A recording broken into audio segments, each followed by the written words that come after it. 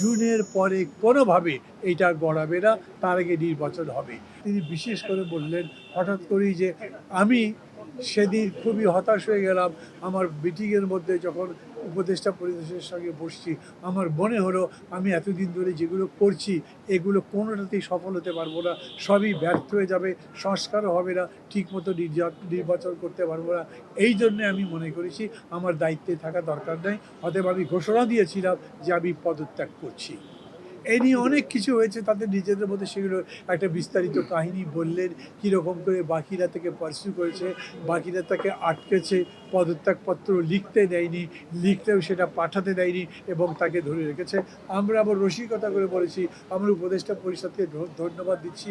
আমরা এখন চাই না, আমরা মানে আমরা যারা বসি তারা না, সমগ্র জাতি চায় না যে এখন এইভাবে ডক্টর ইউনূস ক্ষমতার জায়গা থেকে বিদায় নিয়ে নিক, তাহলে আমাদের জন্য সংকটটা বেশি হবে।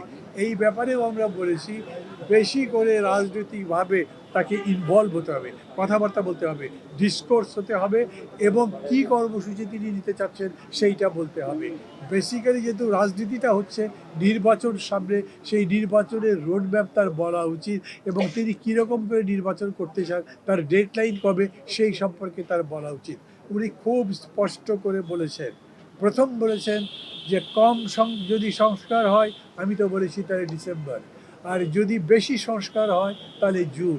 এর মধ্যে আমরা আলোচনা করে যে কোনোটা করতে পারি, কিন্তু আমি লিখে দিচ্ছি, দরকার লাগলে পদত্যাগপত্র হিসেবে লিখে দেবো যে জুনের পরে কোনোভাবে এটা গড়াবে না, তার আগে নির্বাচন হবে।